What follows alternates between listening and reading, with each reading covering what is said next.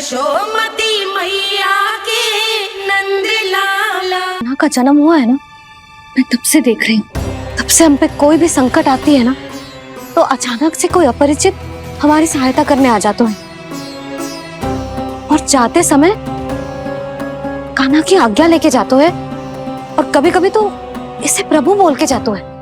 बाबा संभालो। यशोदा, इस जानकी को चढ़ो है और विचित्र विचार तुम्हारे मन में है। अरे सब जानते हैं कि हमारा परिवार राजसी, तुम्हें पता ना चलते हो वो, पर हमारे कान्हा को सब राजकुमार ही समझते हैं देखकर, इसीलिए उसे सम्मान देने के लिए सब ऐसा ही करते हैं, और कोई बात ना है।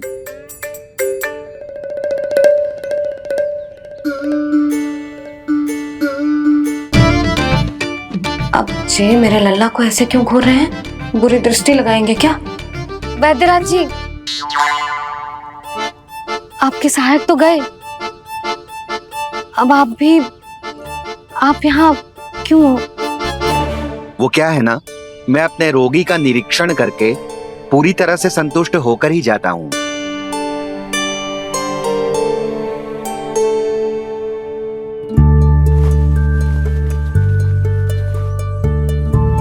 हाँ, संकेत तो अच्छे हैं, कल सुबह तक बिल्कुल ठीक हो जाएगी। धन्यवाद वैद्य जी।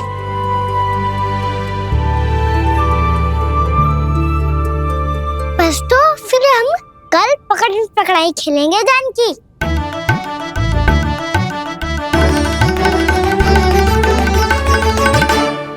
भानु, बंसी, जाकर उस क्षेत्र के चारों ओर बाड़ बनवा दो और वहां सूचना पट्ट भी लगा देना, ताकि जानकी के साथ जो हुआ है वो किसी और के साथ ना हो। शीघ्र जाओ। जी ठीक है।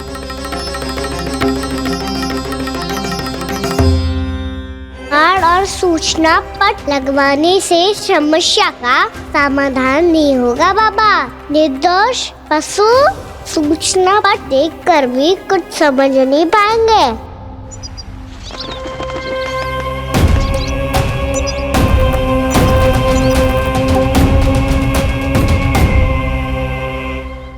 तो तुम्हारे कहने का अर्थ यह है कि व्योमासुर मारा जा चुका है और वो बालक अब भी जीवित है। हाँ महाराज, मैंने गोप बालकों को कहते सुना था कि कृष्ण ने छलिया को मोक्ष दे दिया है, पर वृंदावन सुरक्षित नहीं है महाराज।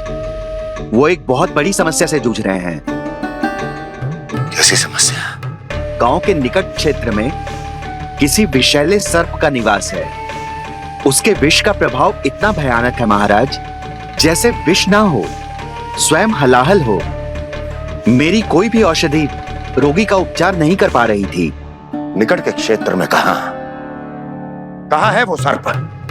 गोप मानते हैं कि वो सर्प गांव के निकट यमुना नदी के जल में रहता है। मुझे तो लगता है महाराज, ये कालिया नाग की कथा कोई किंवदंती या लोक श्रुति नहीं, एक सच्चाई है, एक विषैली सच्चाई।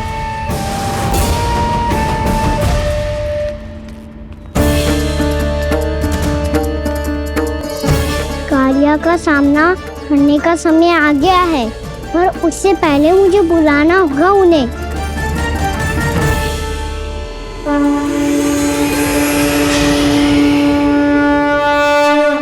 संसार के दारुण भय का नाश करने वाले, सभी कष्टों का हरण करने वाले, विश्व का समस्त ऐश्वर्य प्रदान करने वाले, कमल जैसे लोचन, मुख और चरणों वाले आजानुभुज श्री राम को मैं बार बार नमस्कार करता हूँ। आपदामपहर्तारं दातारं सर्व संपदां लोकाभिरामं श्री रामं भूयो भूयो नमाम्यहम्। कागभूषोंडी कागभूषोंडी कागभूषोंडी। प्रभु क्षमा करें, मुझे जाना होगा।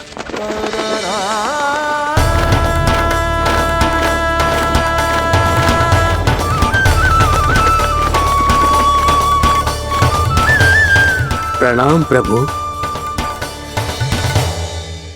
अनेक बार मैं आपके दर्शनों के लिए आया प्रभु, कभी नंद भवन के झरोखों से, आपके दर्शन करके चला जाता था, तो कभी दूर किसी वृक्ष की आड़ से आपको निहार लिया करता था।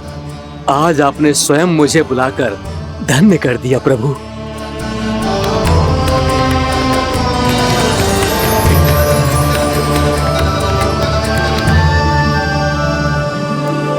मैंने आपको यहाँ एक विशेष कारण से बुलाया है।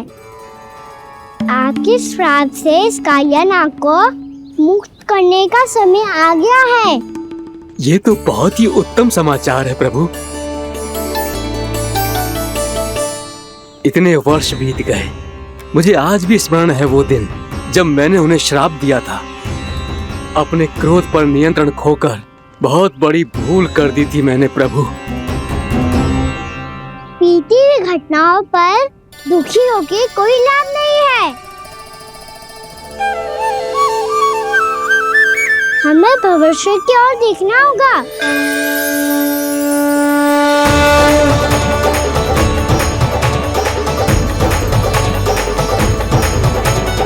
आदेश कीजिए प्रभु, क्या आज्ञा है आपकी? जब मैं कालिया नाग का सामना करने जाऊं, तो आप यही रहेगा। आपको अपने आप पता चल जाएगा कि कब क्या करना है।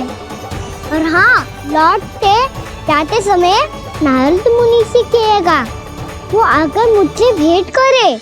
अवश्य प्रभु, प्रणाम। क्या इसने सच्ची में देवर्षि नारद को बुलाया है? नारायण नारायण, आपको संदेश भेजने की आवश्यकता नहीं थी। आप स्मरण करते और मैं चला आता। तुम्हारा कल्याण हो नारद।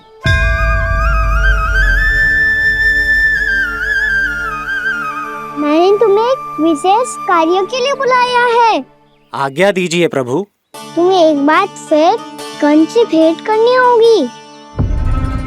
विचार कीजिए महाराज, क्या आप बिना किसी शंका के कह सकते हैं कि कौन सी पंखुड़ी पहली है और कौन सी आठवीं? उस दुष्ट से भेंट करना स्वयं कीचड़ में उतरने के समान है प्रभु। कमल पुष्प प्राप्त करना हो तो कीचड़ में उतरना पड़ता है नारद। आपका आदेश तो मैं स्वप्न में भी नहीं टाल सकता प्रभु। कंस कालिया नाग के बारे में जान गया है, पर वो उसका सामना करने का साहस नहीं कर पाएगा। मैं आतुर हूँ प्राप्ति, मूर्ख नहीं। मेरी बुद्धि फिर नहीं गई है। मैं स्वयं उस कालिया जैसे महाविषैले सर्प के सामने खड़ा हो जाऊं और अपने ही काल को आमंत्रित कर लूं। तो फिर अपने लाभ के लिए उसका प्रयोग करने का कोई और उपाय सोचिए स्वामी। कुछ ऐसा कीजिए कि यमुना नदी का पूरा जल विषैला हो जाए और वृंदावन वासी उसका उपयोग करे, और आपका काल कहलाने वाला वो बालक स्वयं काल के गाल में चला जाए। उत्तम उत्तम सुझाव है प्राप्ति। अब मुझे उस कालिया तक पहुंचने का मार्ग ढूंढना होगा। उसको विवश करने का कोई उपाय ढूंढना होगा, क्योंकि व्यक्तिगत रूप से उससे भेंट करना असंभव है। असंभव। आप सही कह रहे हैं प्रभु। कंस में उतना सामर्थ्य नहीं कि वो कालिया नाग का सामना स्वयं कर सके। वैसे तो कालिया गरुड़ देव का भी सम्मान नहीं करता, तो फिर वो कंस का सम्मान क्यों करेगा भला? नहीं करेगा, पर कंस तुम्हारा सम्मान अवश्य करेगा नारद। तुम्हारी बातें भी सुनेगा और मानेगा भी। ये मेरी योजना का बहुत ही महत्वपूर्ण भाग है। तुम कंस के पास जाओ और कहो कि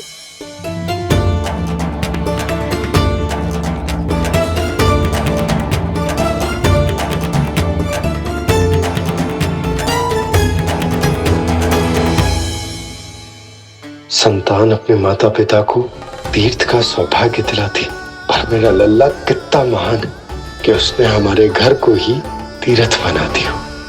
ऐसा तीर्थ जहां मेरी आंखों के सामने भक्त और भगवान का मिलन हो रहा है। जो आज्ञा प्रभु।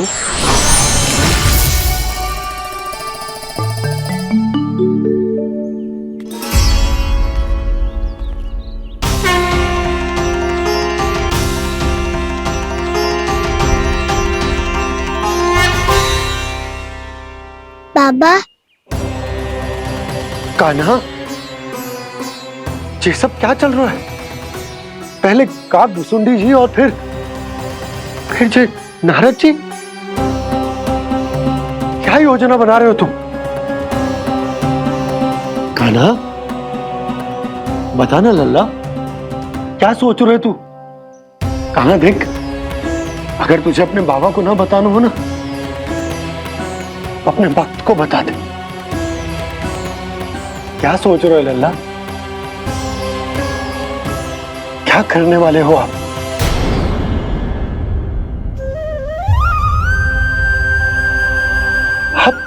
आप इतने दुखी क्यों हो?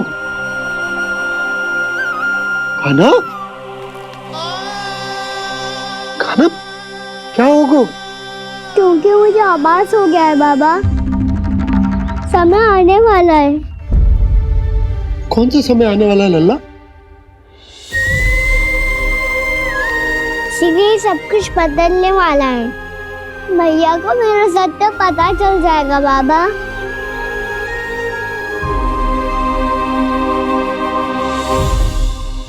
पर लल्ला, इसका काक भुसुंडी और कालिया नाग से क्या संबंध है? ऐसा क्या हुआ था और क्या होने वाला है?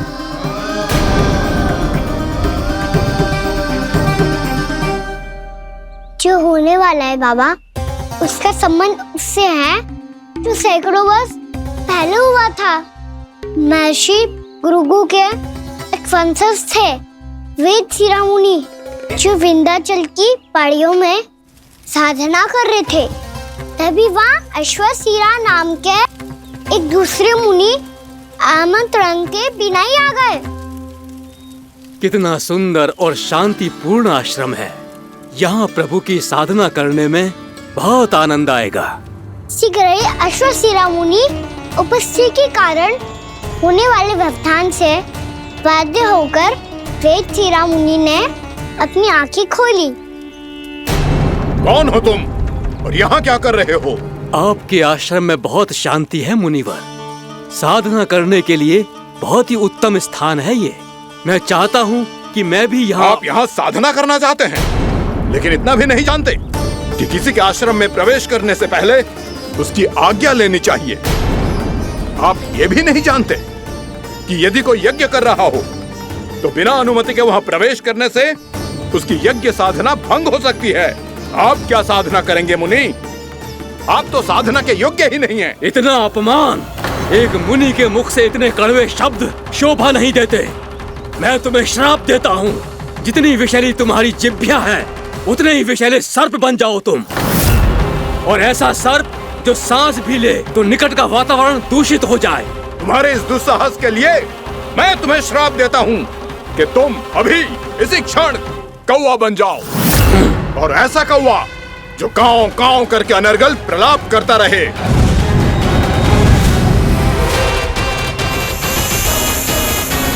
ये मैंने क्या किया? ये मैंने क्या किया? क्रोध के कारण दोनों ने एक दूसरे को श्राप दे दिया। पर दोनों ही मेरे भक्त थे, और भगवान होकर मैं अपने भक्तों को इतनी कठिनाई में कैसे देख सकता था। इसीलिए जिस संकट में उन दोनों ने अपने आप को फंसा लिया था, उसका समाधान गया हमसे। हमारी रक्षा कीजिए प्रभु, मार्ग दिखाइए हमें। क्रोध पर नियंत्रण ना होने के कारण आप दोनों ने एक दूसरे को बहुत ही भीषण संकट में डाल दिया है। आप दोनों ही तपस्वी, तप के बल से दिए गए आपके श्राप को लौटाना भी संभव नहीं है। प्रभु, कोई तो उपाय होगा, हम आपके शरण में हैं प्रभु। अपराध तो हमसे हुआ है प्रभु, पर अब आपसे ही आशा है।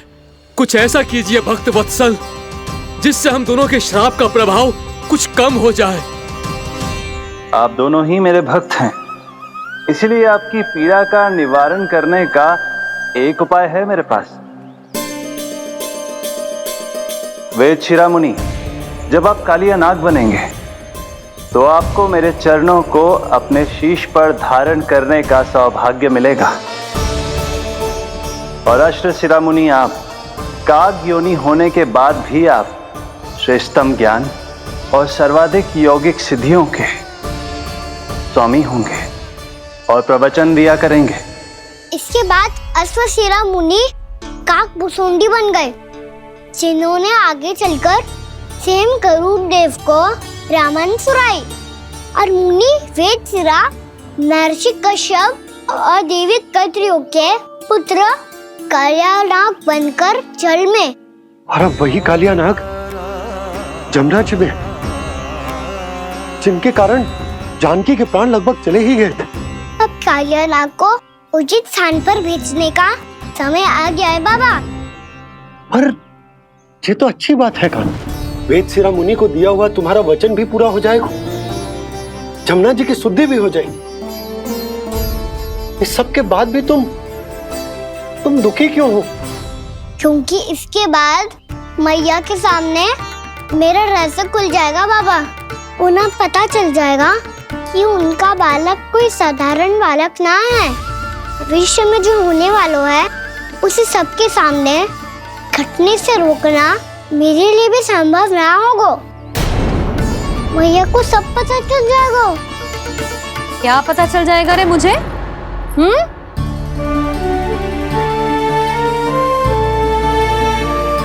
यही कि सबसे अधिक प्रेम मैं आपसे ही करता हूँ।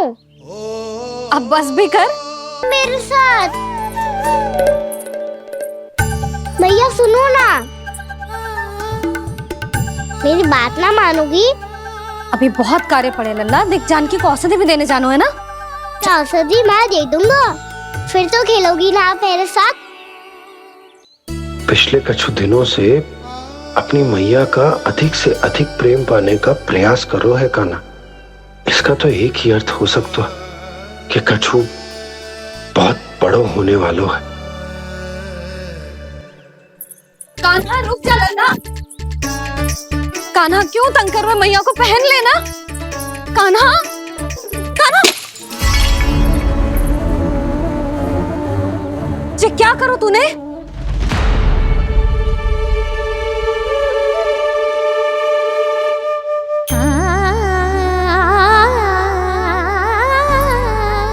अच्छा ठीक है, अब मुंह लटकाने की आवश्यकता ना है। ये ले।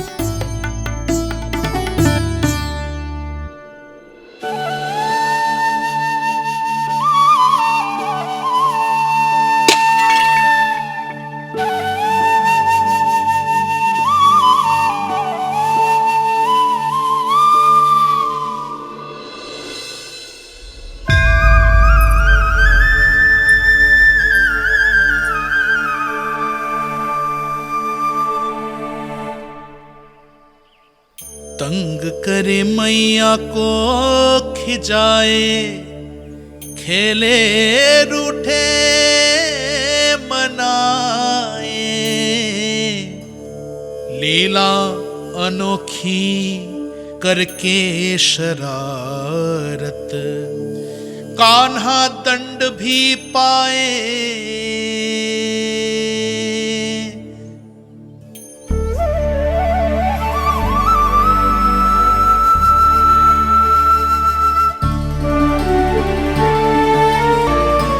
रूठना मनाना, खेलना खिलाना, पहले शरारत करके क्रोध दिलाना और फिर क्षमा मांग लेना, ये सब जानबूझकर कर रहे है कान्हा। जैसे जीवन भर के लिए अपनी मैया की ममता को अपने हृदय में समेट कर रखना चाहते हो। कैसे कैसे करूं उस कालिया से मित्रता, कैसे करूं उसका उपयोग?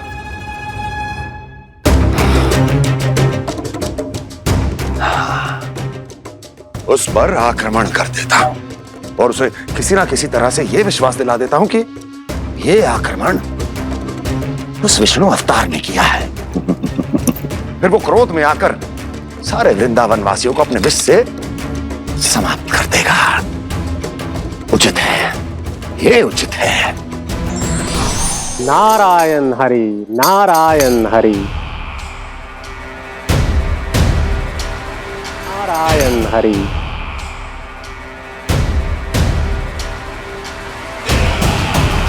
प्रणाम देवर्षि। किस योजना में कितना लाभ है और कितनी हानि, यह आंकलन करते करते थक गए होंगे मथुरा नरेश। देवर्षि, आज मेरा ध्यान कैसे आ गया आपको? आप तो सदैव ही मेरे ध्यान में रहते हैं महाराज कंस। सत्य तो यह है कि मथुरा में जो भी हो रहा है मुझसे छिपा हुआ नहीं है। मैं जानता हूं कि आप किसी भी असुर को वृंदावन क्यों ना भेजें, और वो असुर कितना भी शक्तिशाली क्यों ना हो, कृष्ण का सामना नहीं कर पाता। या तो पराजय स्वीकार करके आपके पास लौट आता है, या तो फिर वीर गति को प्राप्त हो जाता है।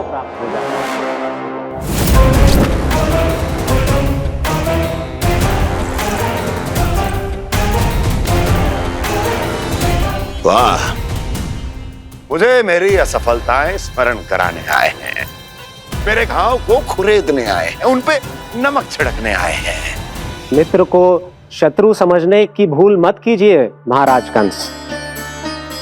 मैं तो आपकी सहायता करने आया हूं। हाँ, और मेरी सहायता। कृष्ण विष्णु अवतार है, आप विष्णु के भक्त हैं। मैं हूं विष्णु द्रोही, फिर भी तो आपके आराध्य को हानि पहुंचाना चाहता है, उसकी सहायता करना चाहते हैं आप। क्या आप निश्चित रूप से कह सकते हैं कि आप ब्रह्मांड के सभी नियमों को अच्छी तरह समझते हैं? अवश्य। आपके लिए बस इतना ही जानना पर्याप्त होगा कि मैं जो कुछ भी कर रहा हूं उसके लिए मेरे व्यक्तिगत कारण हैं। मैं तो बस आपके हित में पिछली बार की तरह एक सुझाव लेके आया था, पर यदि आप मेरा सुझाव सुनना भी नहीं चाहते तो आपकी इच्छा। नारायण हरि, नारायण हरि। कारण चाहे जो हो, इनके पिछले सुझाव के कारण ही आज मेरे शत्रुओं की संख्या कम है। अन्यथा मैं देवकी के अन्य पुत्रों को भी जीवित छोड़ देता, और आज वो सब अपने भाई के साथ मिलकर उसकी शक्ति को अनेक गुणा बढ़ा देते। ठहरिए देवऋषि,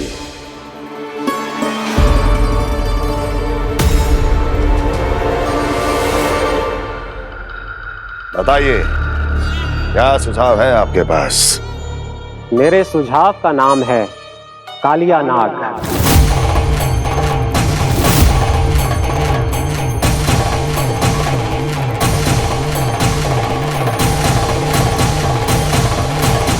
उसके विषय में मैं जानता हूं देवर्षि। तो समस्या यह है कि मैं स्वयं उससे मिलने नहीं जा सकता, उससे भेंट नहीं कर सकता। उस कृष्ण की हत्या के लिए उसको वृंदावन जाने के लिए तैयार नहीं कर सकता। तो मत जाइए उसके सामने, और ना उसे भेजिए कृष्ण के सामने। हर बार आप किसी न किसी असुर को अपने शत्रु के क्षेत्र में भेजते हैं, जहां शत्रु उसका सामना करने के लिए पूरी तरह से तैयार होता है और आपका असुर मारा जाता है। इस बार शत्रु को युद्ध स्थल चुनने का अवसर मत दीजिए महाराज। इस बार योजना का जाल ऐसे बुनिए कि कृष्ण स्वयं उसके पास जाने के लिए विवश हो जाए। कालिया नाग स्वयं काल है, मृत्यु का दूसरा नाम है। उसके विष का उपयोग अपने लाभ के लिए कीजिए महाराज। वैसे कालिया के विष की अधिकता का अनुमान तो होगा ही आपको।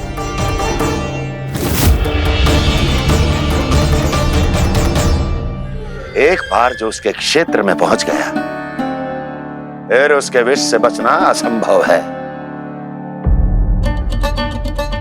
उचित सुझाव है देवर्षि, उचित सुझाव है। देवर्षि, उस छलिया विष्णु की भक्ति करते करते आप भी उसके रंग ढंग सीख गए हैं। उचित है, उचित है।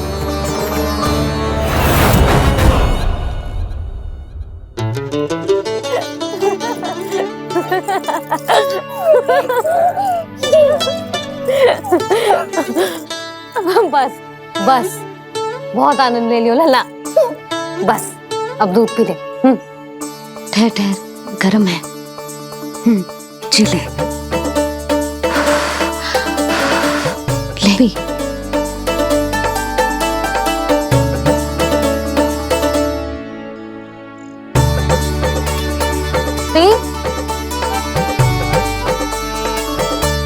मैं ना होती तो ना जाने क्या हो तो तेरा। अपने आप दूध भी ना पी सकते है, भावला कहीं का। आपकी इस प्रेम के लिए तो मैं धरती पे आया हूँ मैया। मैं भी यही सोच रहा हूँ यशोदा कि तुम ना होती तो मेरा क्या होता। इसी बात पे थोड़ा दूध और कजू खाने को दे दो। अरे मैं तो भूल ही गई। तनिक ठहर जाओ जी, दूध पी लेना तो आपके लिए भी कछु ले आती हूँ।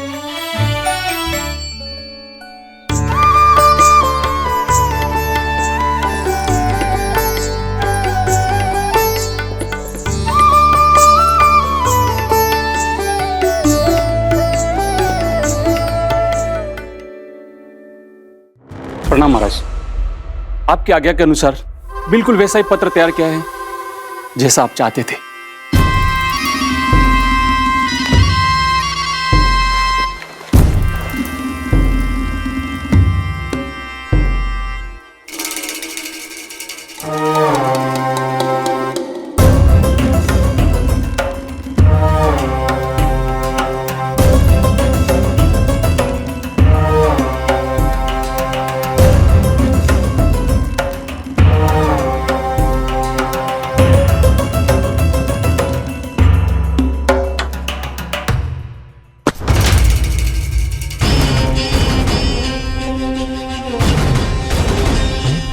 कृष्ण जन्म से लेकर आज तक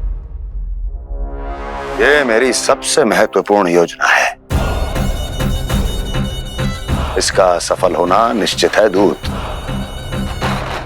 किंतु केवल वही करना जैसा मैंने कहा है। जाओ।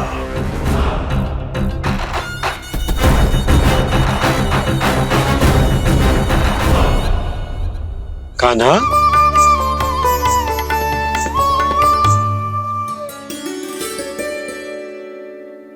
क्या होगा? बाबा मैं चाहता हूँ कि मैया की स्वमता क्रिस्टल फ्रेम की वर्षा मुझ पे सरतेव ऐसे होते रहे। वो तो होती रहेगी लल्ला। अपने लल्ला के लिए किसी मैया का प्रेम कभी कम हो सकता है भला? नंदराज, वो मथुरा से एक दूत आयो है महाराज कंस का राजपत्र लेके।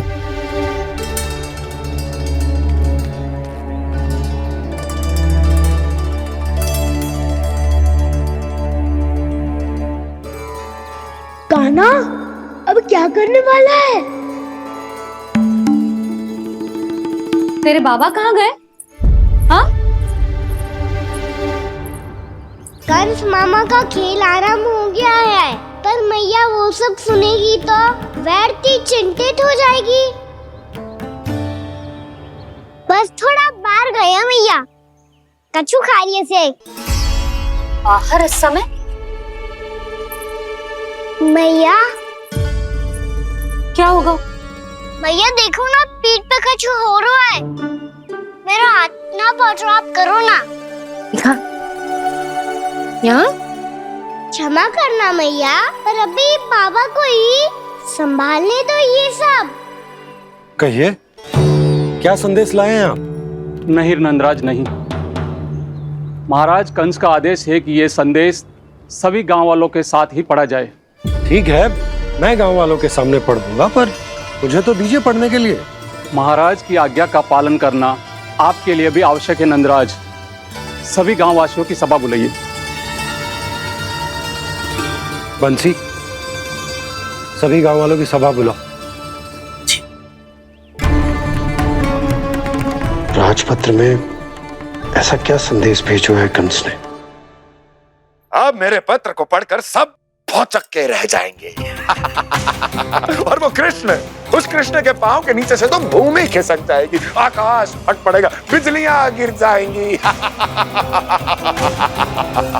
प्राप्ति, ओ प्राप्ति, कंस का पुत्र स्वयं को बहुत अधिक शक्तिशाली समझता है ना वो। अब देखता हूं कैसे वो इस महासंकट का सामना करता है।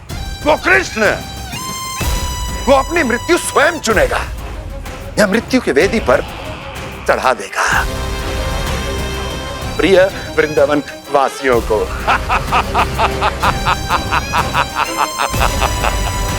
अब आएगा आनंद प्राप्ति, अब आएगा आनंद। सबको इकट्ठा करवा के ही पढ़वाएगो। अवश्य ही कोई विशेष संदेश दिया होगा कंस ने। मैं भी यही सोच रही हूँ सुलक्षणा जी, कछु ना कछु तो विशेष है, पर जे हो क्या सकता है? हाँ, बात तो सही है। ऐसा क्या हो सकता है? सभी गांव वासियों के सामने कहा जाए, कछु तो विशेष अवश्य लग रहे हो। बाहर तक कोलाहल क्यों हो रहा है? मैया, मैया, अब क्या होगा? मैया देखो ना, सर पे कछु हो रहा है। लल्ला, नारायण ने तुझे हाथ दिए हैं ना? पीठ की बात अन्य थी। अपने सिर की सेवा स्वयं कर। सर पे तो हाथ पहुंच रहा है ना?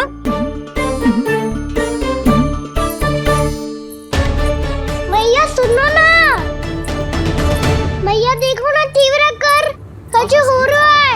मैया देखो ना, तीव्र कछु हो रहा है।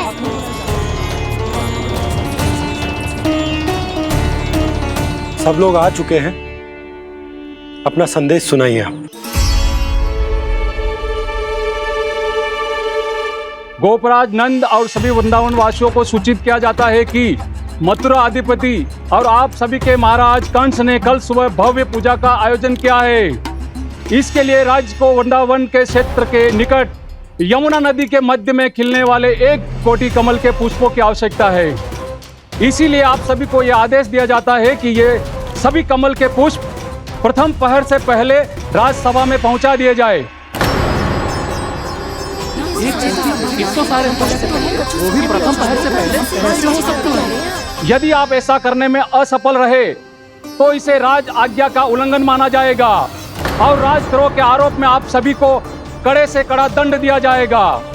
स्मरण रहे, यदि कल की पूजा में इन 1 कोटि कमल के पुष्पों का ना पहुंचने के कारण कोई व्यवधान आया तो समस्त वृंदावन वासियों को दोषी माना जाएगा और पूरे गांव को निवासियों सहित धूल में मिला दिया जाएगा। कल प्रथम पहर तक का ही समय है आप सबके पास। और कोई साधारण पुष्प ना, यमुना नदी के मध्य खिलने वाले विशेष कमल के फूल चाहिए उन्हें। लेकिन यमुना नदी में तो कालिया नाग ने विष घोल के रखा है, तो फिर कैसे हो पाएगा? यह संभव है। हमारी मृत्यु का संदेश भेजा है राजा कंस ने। सदैव की भांति इस समस्या पर भी गांव के बड़े ही विचार करेंगे। बालकों का यहां होना उचित ना है।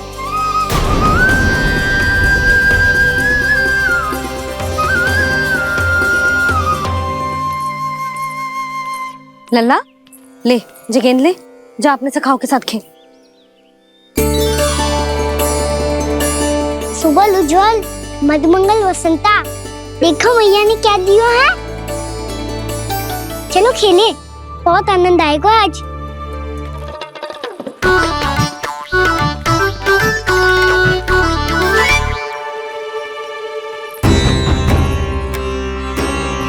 भानु, बंसी, जाओ और शीघ्र ही वो घेरे का कार्य समाप्त करो।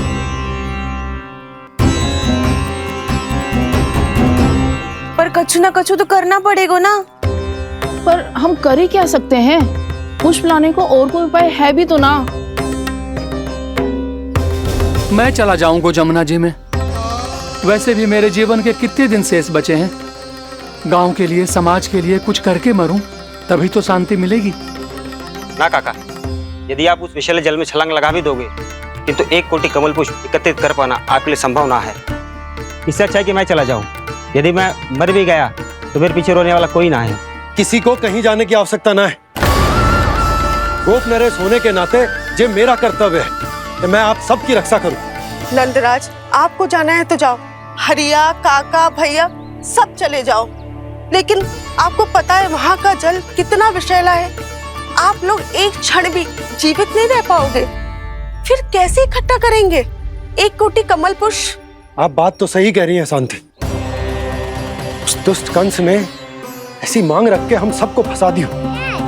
पर एक बात सुन लो साहब, कोई भी तीव्र गति से ना फेंकेगा इनको।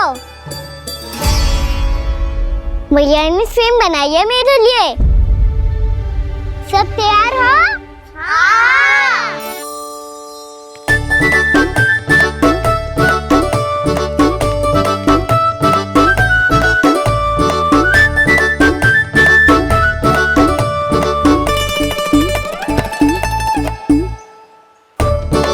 मुझे दो, मुझे दो।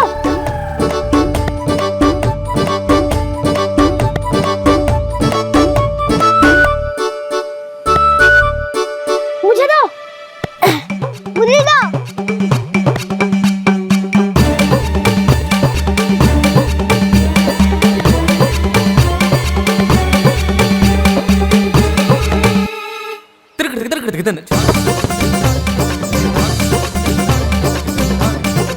कान्हा, इतनी धीरे से फेंकेगो तो कैसे आनंद आएगो? थोड़ा बल लगा के फेंक। हाँ कान्हा, हम अभी बड़े हो गए हैं, तू अब भी छोटे बालकों की तरह फेंक रहा है।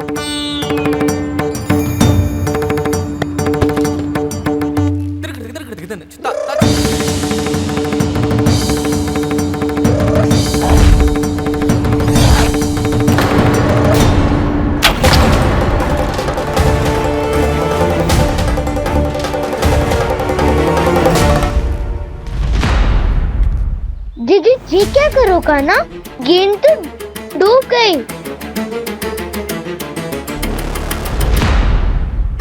अच्छा, तो ये सब इसकी योजना का भाग था ताकि ये कालिया का सामना कर पाए। तुम सबने तो कही थी तीव्र गति से फेंको, देखो फिकवा दी ना मेरी गेम मुझसे नदी में। तो मुझे जाके लानी पड़ेगी। रुक जा कान्हा, रुक जा कान्हा। जी क्या बोल रहे थे कान्हा? इसमें तो बहुत संकट है। कोई भी संकट मेरी मैया का उपहार खोने से बड़ा ना है। बहुत प्रेम से बना के उन्होंने दी थी। हे नारायण, कोई उपाय समझ में ना आ रहा है। भैया, हम कैसे करेंगे हम अपने गांव की रक्षा? कीड़े पड़ेंगे उस दुष्ट को। यदि उसके कारण किसी के प्राण चले गए तो कौन सा फल मिलेगा उसे इस पूजा का? तुम सही कह रही हो यशोदा, और हमारे पास कोई और दूसरा विकल्प भी तो ना है। यदि हमने मथुरा की राज आज्ञा का पालन ना किया तो इसका दुष्परिणाम पूरे गांव को भुगतना पड़ेगा।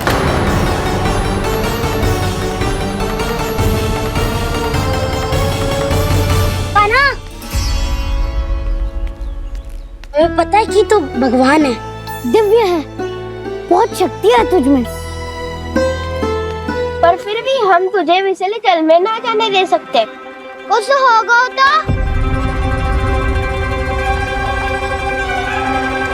तुम सब इतनी हट कर रहे हो तो ठीक है, ना जाऊंगा। गेंद कहाँ गिरी है, कितनी दूर गई है, ये तो देख लूं, ताकि उसे बाहर निकालने का कोई उपाय ढूंढ पाऊं।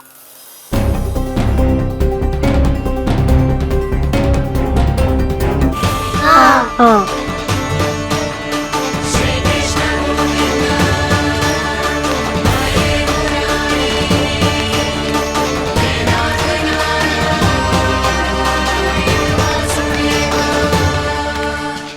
कान्हा की ये लीला तो समझ ही नहीं आ रही।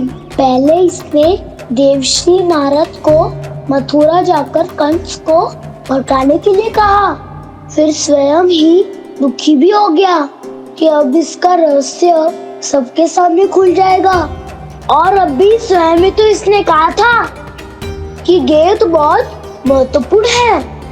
फिर स्वयं ही उसे नदी के विषैले जल में फेंक दिया।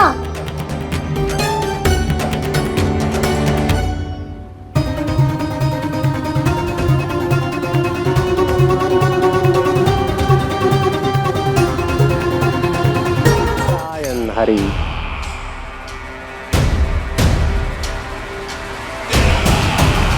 प्रणाम देवर्षि।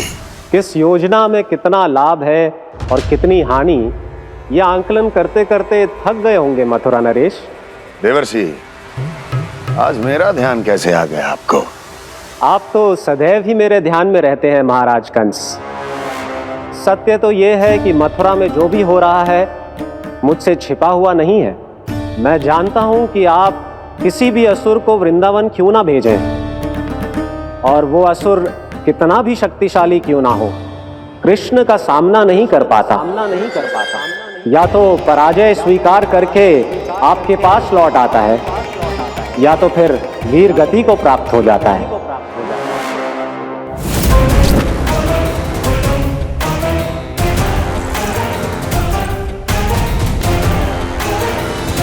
वाह, मुझे मेरी असफलताएं स्मरण कराने आए हैं, मेरे घाव को खुरेदने आए हैं, उन पे नमक छिड़कने आए हैं। मित्र को शत्रु समझने की भूल मत कीजिए महाराज कंस। मैं तो आपकी सहायता करने आया हूं। हाँ, और मेरी सहायता। कृष्ण विष्णु अवतार है, आप विष्णु के भक्त हैं। मैं हूं विष्णु द्रोही, फिर भी तो आपके आराध्य को हानि पहुंचाना चाहता है, उसकी सहायता करना चाहते हैं आप। क्या आप निश्चित रूप से कह सकते हैं कि आप ब्रह्मांड के सभी नियमों को अच्छी तरह समझते हैं? अवश्य। आपके लिए बस इतना ही जानना पर्याप्त होगा कि मैं जो कुछ भी कर रहा हूं उसके लिए मेरे व्यक्तिगत कारण हैं। मैं तो बस आपके हित में पिछली बार की तरह एक सुझाव लेके आया था, पर यदि आप मेरा सुझाव सुनना भी नहीं चाहते तो आपकी इच्छा। नारायण हरि, नारायण हरि। कारण चाहे जो हो, इनके पिछले सुझाव के कारण ही आज मेरे शत्रुओं की संख्या कम है, अन्यथा मैं देवकी के अन्य पुत्रों को भी जीवित छोड़ देता, और आज वो सब अपने भाई के साथ मिलकर उसकी शक्ति को अनेक गुना बढ़ा देते। ठहरिए देवर्षि,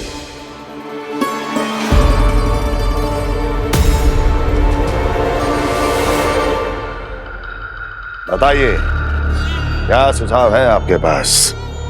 मेरे सुझाव का नाम है कालिया नाग।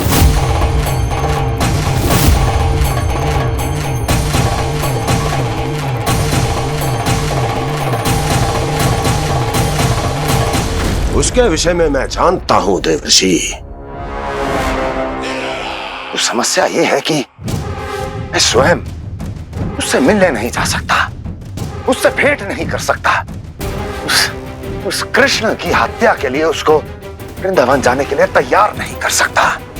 तो मत जाइए उसके सामने, और ना उसे भेजिए कृष्ण के सामने। हर बार आप किसी न किसी असुर को अपने शत्रु के क्षेत्र में भेजते हैं, जहां शत्रु उसका सामना करने के लिए पूरी तरह से तैयार होता है और आपका असुर मारा जाता है। इस बार शत्रु को युद्ध स्थल चुनने का अवसर मत दीजिए महाराज। इस बार योजना का जाल ऐसे बुनिए कि कृष्ण स्वयं उसके पास जाने के लिए विवश हो जाए। कालिया नाग स्वयं काल है, मृत्यु का दूसरा नाम है। उसके विष का उपयोग अपने लाभ के लिए कीजिए महाराज। वैसे कालिया के विष की अधिकता का अनुमान तो होगा ही आपको।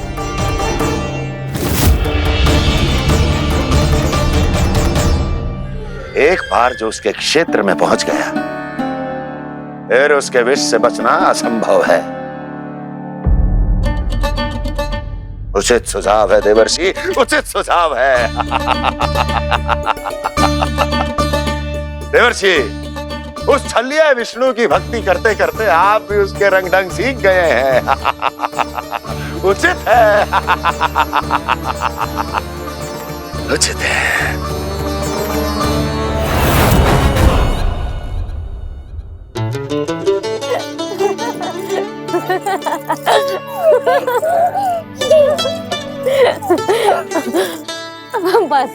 बस बहुत आनंद ले लियो लल्ला। बस अब दूध पी ले। ठहर ठहर, गर्म है। जी ले ले भी।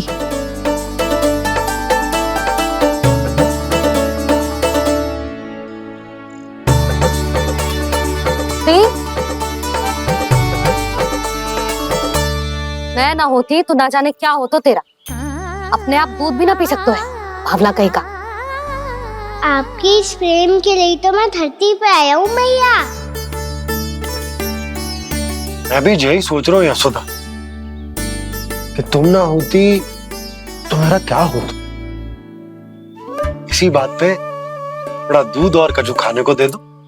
अरे मैं तो भूल ही गई। तनिक ठहर जाओ जी, दूध पी लेना तो आपके लिए भी कछु ले आती हूँ।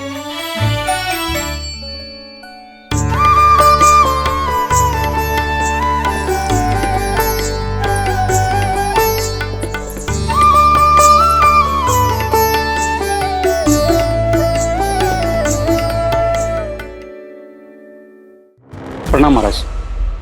आपकी आज्ञा के अनुसार बिल्कुल वैसा ही पत्र तैयार किया है जैसा आप चाहते थे।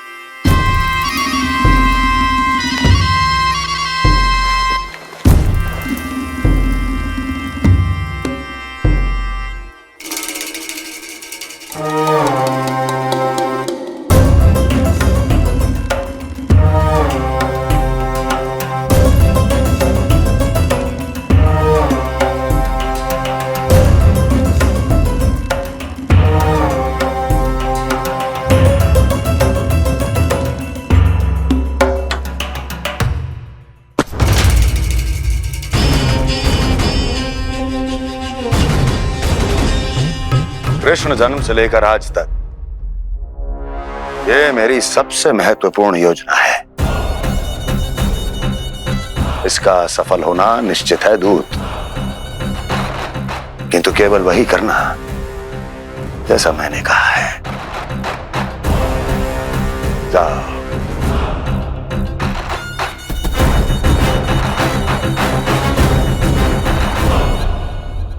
कान्हा,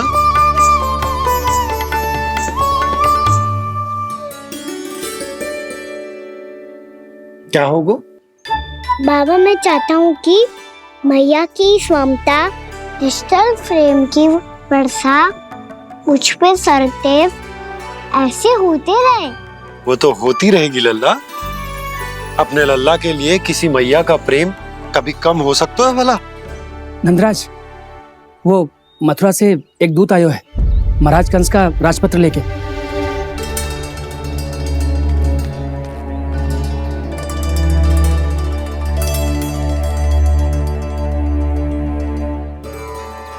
कान्हा अब क्या करने वाला है? तेरे बाबा कहाँ गए? हाँ? कंस मामा का खेल आराम हो गया है, पर मैया वो सब सुनेगी तो व्यर्थ चिंतित हो जाएगी। बस थोड़ा बाहर गया मैया, कछु खा लिए से। बाहर इस समय? मैया क्या होगा? मैया देखो ना, पीठ पे कछु हो रहा है।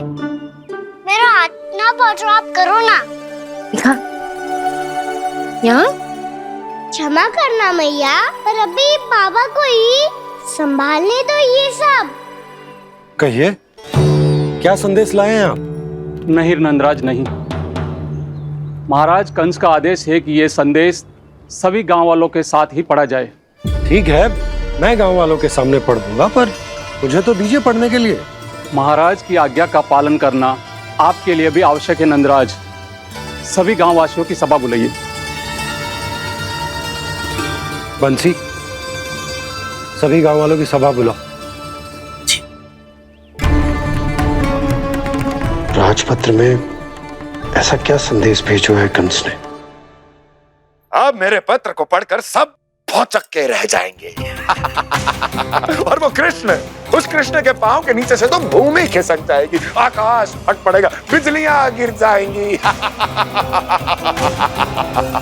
प्राप्ति, ओ प्राप्ति, कंस का पुत्र स्वयं को बहुत अधिक शक्तिशाली समझता है ना वो। अब देखता हूं कैसे वो इस महासंकट का सामना करता है। वो कृष्ण, वो अपनी मृत्यु स्वयं चुनेगा या मृत्यु की वेदी पर चढ़ा देगा प्रिय वृंदावन वासियों को।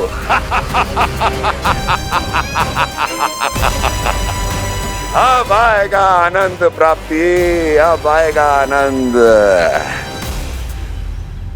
सबको इकट्ठा करवा के ही पढ़वाएगो। अवश्य ही कोई विशेष संदेश दिया होगा कंस ने। मैं भी यही सोच रही हूँ सुलक्षणा जी, कछु ना कछु तो विशेष है, पर जे हो क्या सकता है? हाँ, बात तो सही है। ऐसा क्या हो सकता है? सभी गांव वासियों के सामने कहा जाए, कछु तो विशेष अवश्य लग रहे हो। बाहर तक कोलाहल क्यों हो रहा है? मैया, मैया, अब क्या होगा? मैया देखो ना, सर पे कछु हो रहा है। लल्ला, नारायण ने तुझे हाथ दिए हैं ना? पीठ की बात अन्य थी। अपने सिर की सेवा स्वयं कर। सर पे तो हाथ पहुंच रहा है ना?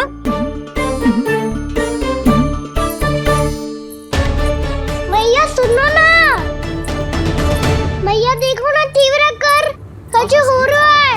मैया देखो ना, तीव्र कछु हो रहा है।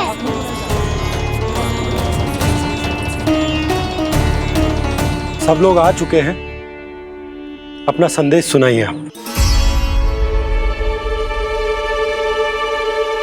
गोपराज नंद और सभी वृंदावन वासियों को सूचित किया जाता है कि मथुरा अधिपति और आप सभी के महाराज कंस ने कल सुबह भव्य पूजा का आयोजन किया है।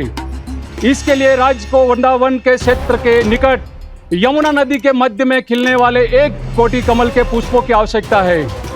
इसीलिए आप सभी को यह आदेश दिया जाता है कि ये सभी कमल के पुष्प प्रथम पहर से पहले राजसभा में पहुंचा दिए जाए। तो सारे वो भी प्रथम पहर से पहले कैसे हो सकते हैं? यदि आप ऐसा करने में असफल रहे तो इसे राज आज्ञा का उल्लंघन माना जाएगा और राजद्रोह के आरोप में आप सभी को कड़े से कड़ा दंड दिया जाएगा। स्मरण रहे, यदि कल की पूजा में इन 1 कोटि कमल के पुष्पों का ना पहुंचने के कारण कोई व्यवधान आया तो समस्त वृंदावन वासियों को दोषी माना जाएगा और पूरे गांव को निवासियों सहित धूल में मिला दिया जाएगा। कल प्रथम पहर तक का ही समय है आप सबके पास। और कोई साधारण पुष्प ना, यमुना नदी के मध्य खिलने वाले विशेष कमल के फूल चाहिए उन्हें।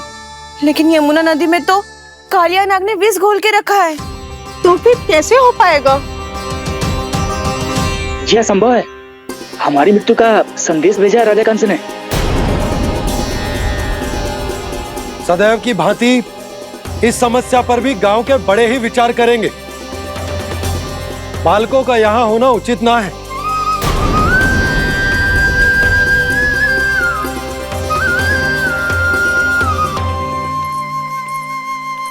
लल्ला, ले जे गेंद ले, जा अपने सखाओं के साथ खेल।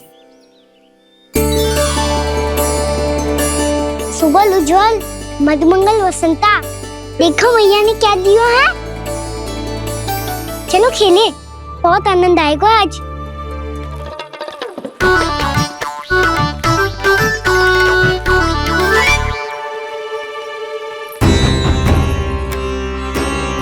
भानु, बंसी, जाओ और शीघ्र ही वो घेरे का कार्य समाप्त करो।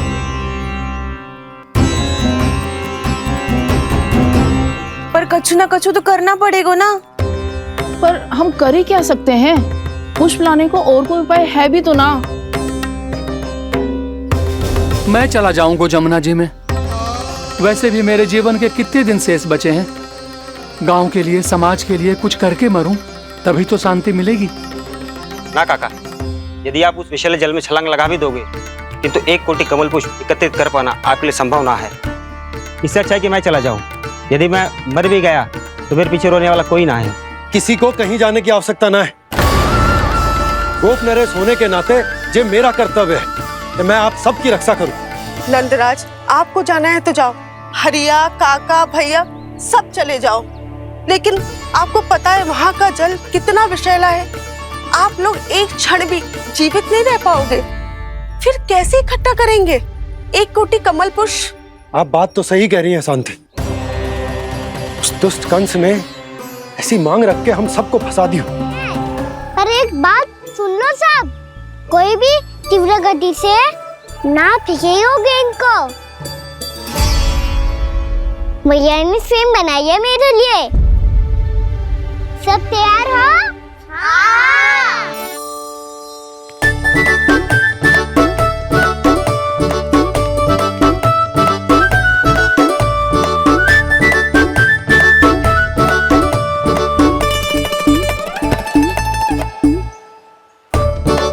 मुझे दो, मुझे दो।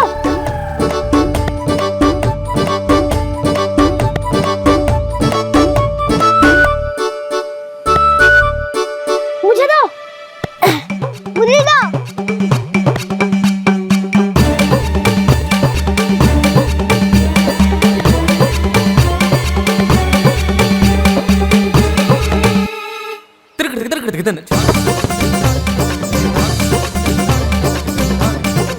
कान्हा, इतनी धीरे से फेंकेगो तो कैसे आनंद आएगो? थोड़ा बल लगा के फेंक। हाँ कान्हा, हम अभी बड़े हो गए हैं, तू अब भी छोटे बालकों की तरह फेंक रहा है।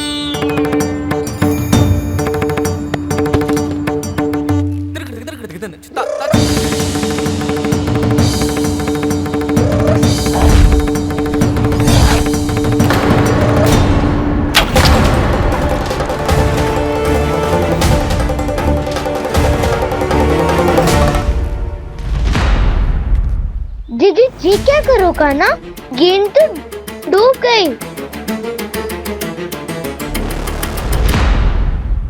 अच्छा, तो ये सब इसकी योजना का भाग था ताकि ये कालिया का सामना कर पाए। तुम सबने तो कही थी तीव्र गति से फेंको, देखो सिखवा दी ना मेरी गेम। मुझसे नदी में अब मुझे जाके लानी पड़ेगी। रुक जा कान्हा, रुक जा कान्हा। जी क्या बोल रहे थे कान्हा? इसमें तो बहुत संकट है। कोई भी संकट मेरी मैया का उपहार खोने से बड़ा ना है।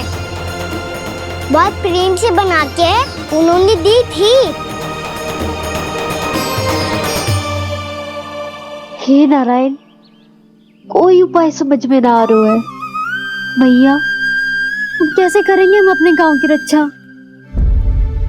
कीड़े पड़ेंगे उस दुष्ट को। यदि उसके कारण किसी के प्राण चले गए तो कौन सा फल मिलेगा उसे इस पूजा का?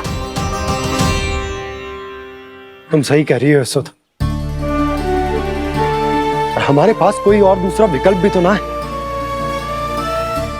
यदि हमने मथुरा की राज आज्ञा का पालन ना किया तो इसका दुष्परिणाम पूरे गांव को भुगतना पड़ेगा।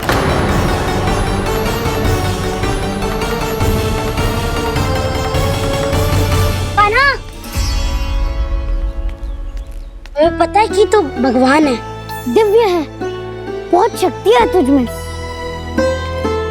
पर फिर भी हम तुझे विषैले जल में ना जाने दे सकते।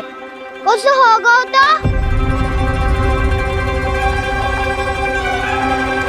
तुम सब इतनी हट कर रहे हो तो ठीक है, ना जाऊंगा। गेंद कहाँ गिरी है, कितनी दूर गई है, ये तो देख लो।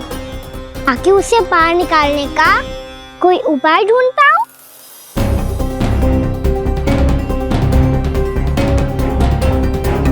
हाँ।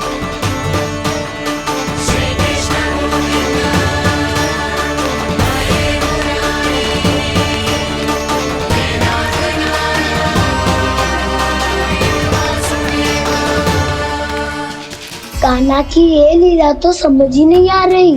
पहले इसने देवश्री नारद को मथुरा जाकर कंस को भड़काने के लिए कहा, फिर स्वयं ही दुखी भी हो गया कि अब इसका रहस्य सबके सामने खुल जाएगा।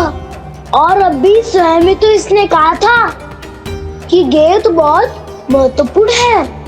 फिर स्वयं ही उसे नदी के विसले जल में फेंक दिया।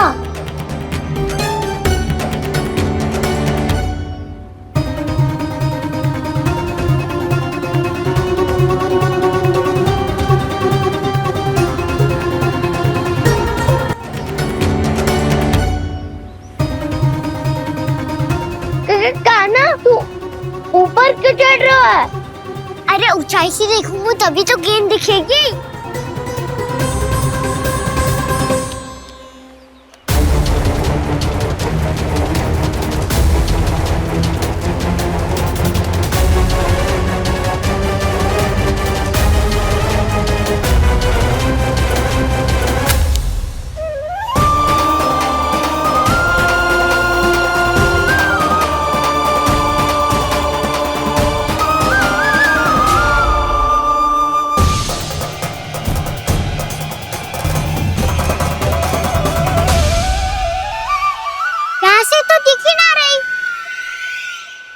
वहीं से फेंकी थी ना? ना, वहाँ से फेंकी थी। कहाँ से? नहीं कहना वहाँ से। समझ में आ रहा? ठीक बताना कहाँ से फेंकी थी?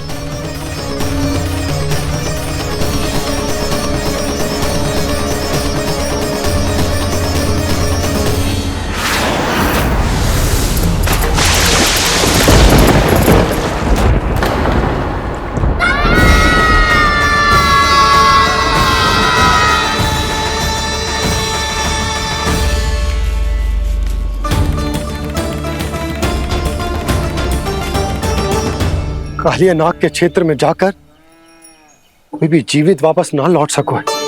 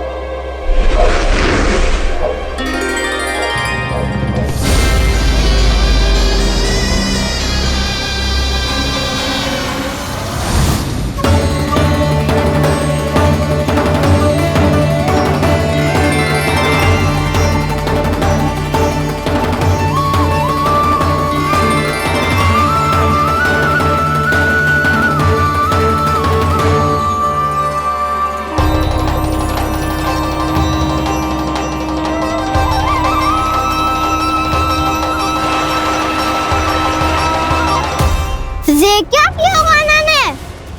कालिया नाग तो उसे देखते ही निकल जाएगा।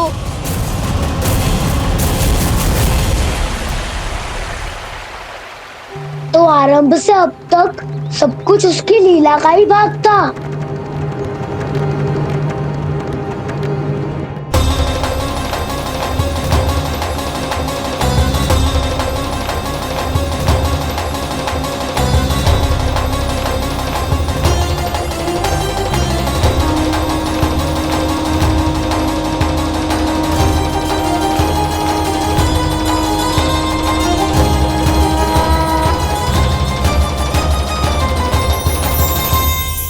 इतना सुंदर रूप, मन मोहने वाली मुस्कान, अद्भुत तेज और भगवान जैसी दिव्यता।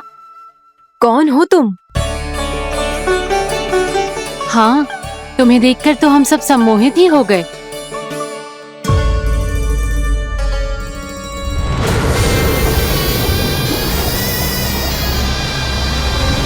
तुम जो भी हो बालक, वापस लौट जाओ।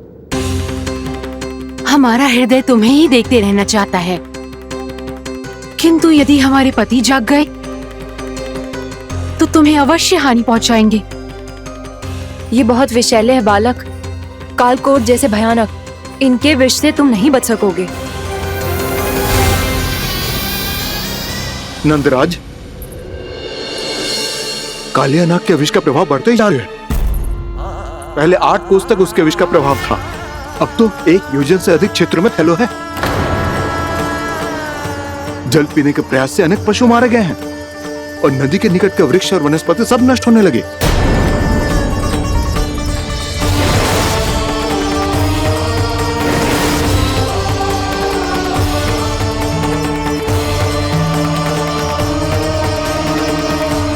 इनके विष की तीव्रता इतनी अधिक है बालक कि इनके संपर्क में आने वाले को तड़पने का भी अवसर नहीं मिलता।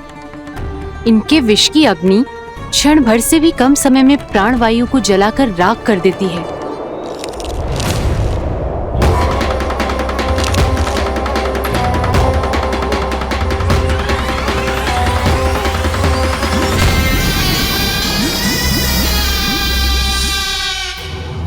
तब तो समस्या और भी गंभीर हो जाएगी। मैंने तो सुनो है कि कालिया नाग कम से कम 2 योजन लंबा है, सैकड़ों फन है उसके।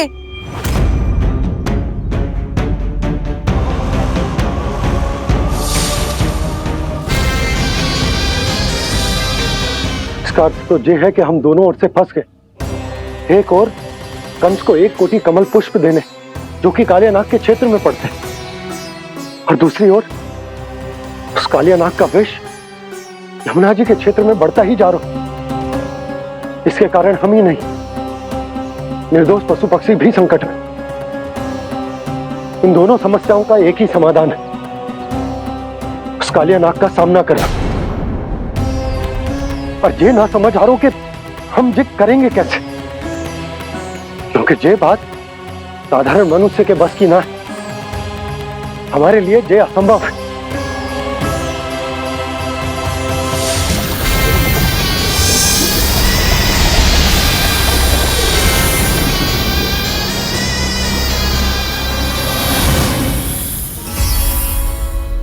अब तो तुमने अपनी आंखों से भी देख लिया बालक, ये कितने विषैले हैं। नींद में भी विष उगलते हैं। इससे पहले कि तुम्हें कुछ हो जाए चले जाओ यहाँ से, मान लो हमारी बात। आप सब मुझे जानती भी नहीं और फिर भी मेरी इतनी चिंता कर रही हैं आप। माँ की ममता भेदभाव नहीं जानती। तुम भी किसी के पुत्र हो और हम सब भी माँ हैं। एक माँ को हर बालक में अपनी ही संतान दिखाई देती है, इसलिए हम तुमसे विनती करते हैं, वापस चले जाओ, बचा लो अपने प्राण। मेरी चिंता मत कीजिए, मुझे कुछ नहीं होगा। होगा, अनर्थ होगा यदि ये उठ गए तो।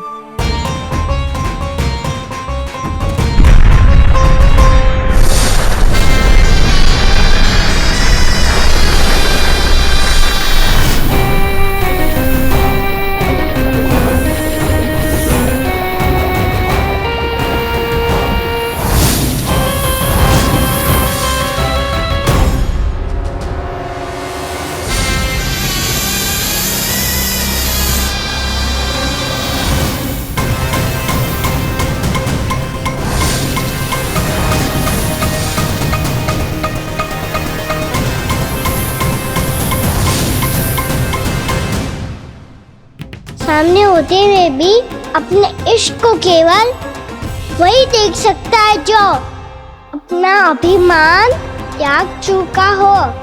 पर पूर्व जन्म में मेरा भक्त होने के नाते मेरा सत्य स्वरूप देख पाने में मुझे इसकी सहायता करनी चाहिए।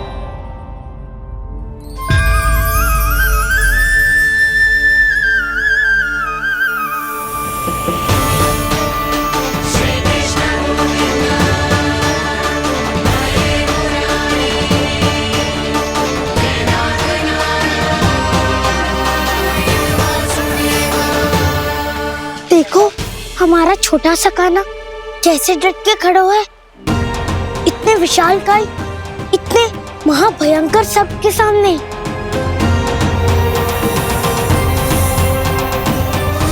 ये कोई भगवान नहीं है जो इसके सामने हाथ जोड़ रही हो तुम सब।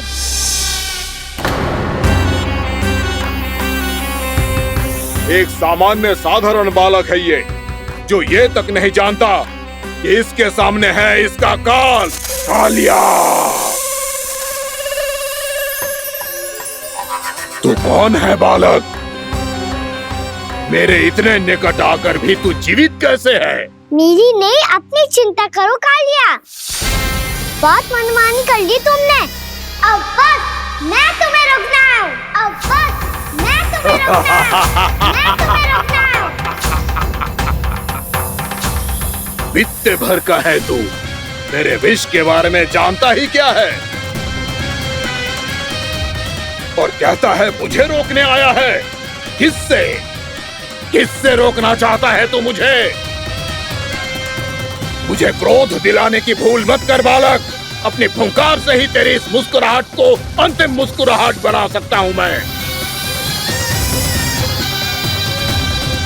शीघ्र बता, कौन है तू और किसने भेजा है तुझे? तुम्हें आवाज भी है कि अपनी पुकारों से तुम कितना विष भूल चुके हो। पवित्र यमुना नदी को कितना दूषित कर दिया तुमने। और यही नहीं, तुम्हारे कारण निकट के जीव जंतुओं, वृक्ष, वनस्पतियों सबको हानि पहुंच रही है। तो क्या? मुझे उससे क्या? मुझे है आपत्ति है मुझे तुम्हारी इस व्यवहार से। और इसीलिए तुम्हें यहाँ से जाना होगा। यहाँ से जाना होगा।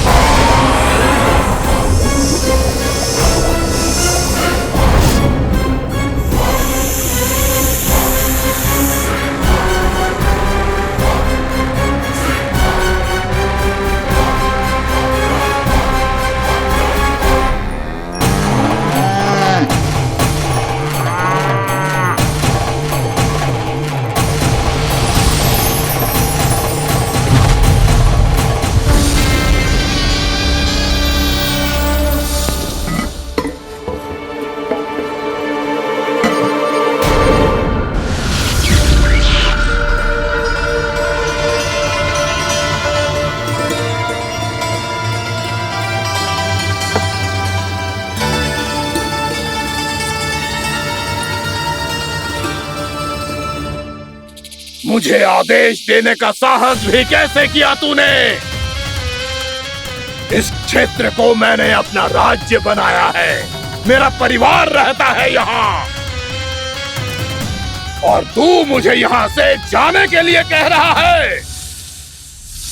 हाँ, क्योंकि तुम्हारे यहाँ रहने के कारण अन्य जीवों को हानि हो रही है। और मैं ऐसा नहीं होने दे सकता। मैं तो बस वही कर रहा हूँ जो एक सर्प का स्वभाव है। विष फैलाना स्वाभाविक है मेरे लिए। इसलिए मुझे चुनौती मत दे बालक। चुनौती तो मैं दे चुका हूँ कालिया। अब तो बस तुम्हें स्वीकार करनी है।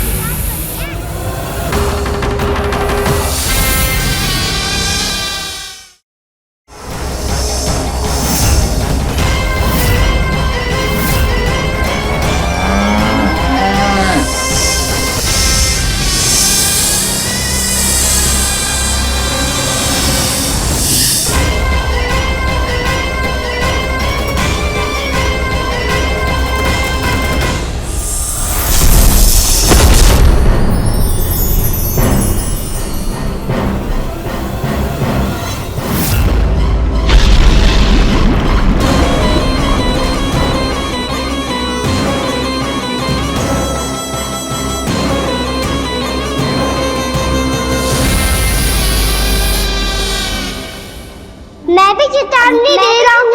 यहाँ से चले जाओ। अपनी भूल को पहचानो कालिया। तुम जो कर रहे हो अनुचित है।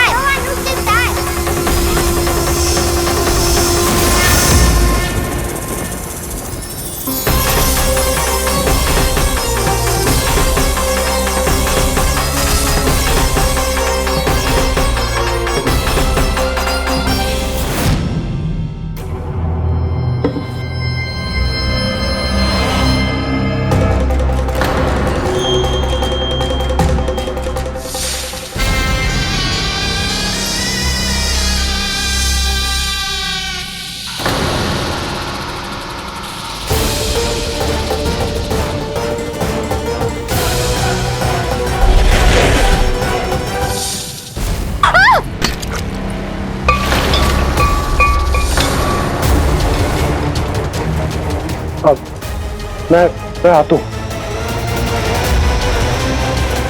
क्या हो गया यशोदा? मुझे आवाज हो रहा है जी, कछु ना कछु गड़बड़ है। यशोदा, जो समस्या हमारे सामने है, हम सभी उसका समाधान खोजने में जुटे। तुम विश्वास करो, मैं कोई ना कोई समाधान अवश्य ढूंढ लूंगा।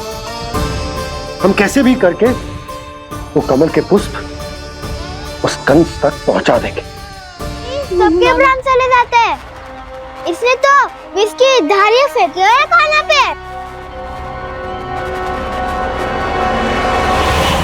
कान्हा कैसे बच्चे को अधिक विष से? इसका विष तो क्या, ये सर स्वयं भी छू तक नहीं पाएगा हमारे कान्हा को।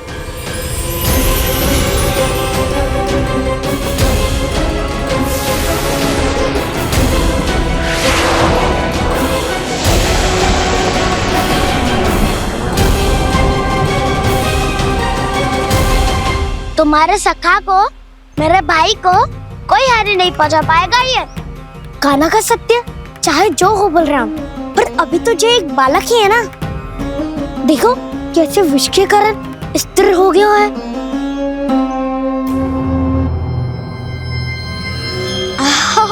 हाउ सर्फ ने कितनी आसानी से अपनी पूंछ से बांध लिया है। मुझे यहाँ से भगाना चाहता था ना तू? अब मैं तुझे दिखाऊंगा अपना सामर्थ्य। ये मूर्ख किसे बांधना चाहता है अपनी पूंछ में?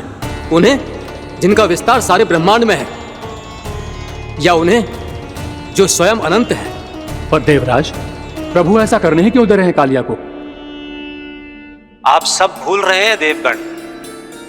कालिया पूर्व जन्म में प्रभु का बहुत बड़ा भक्त था। उसी भक्ति का फल मिल रहा है अब इसे। वैसे भी भक्तों के मन का भाव सबल हो तो भगवान तो सहज ही बंध जाते हैं।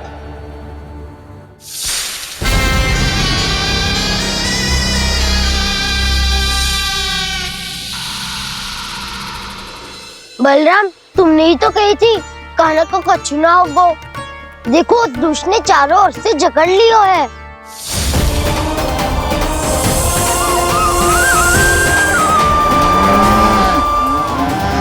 ये क्या कह रही हो तुम? सुधा जी, क्या हुआ? घबरा क्यों रही हो आप? सुलक्षणा, मुझे आभास हो रहा है कुछ बहुत बड़ी अनहोनी हो गई है। नंदराज, नंदराज, नंदराज!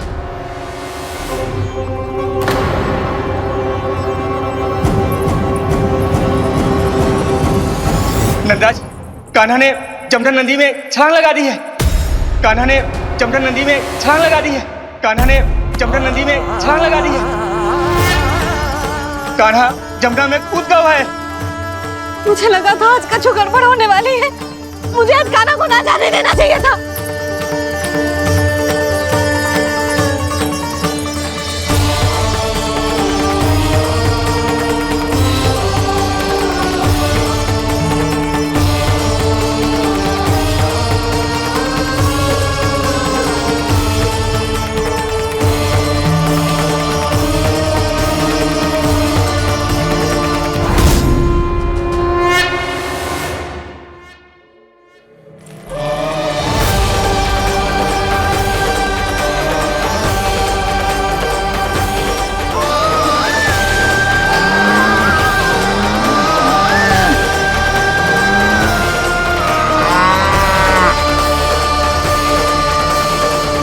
बलराम, शीघ्र कछु करो ना।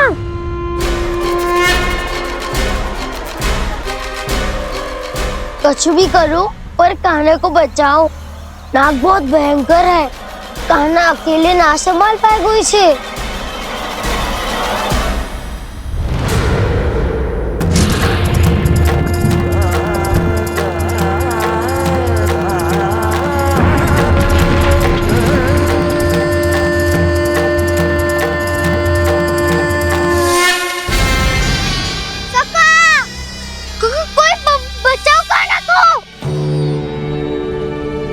कान्हा! कान्हा!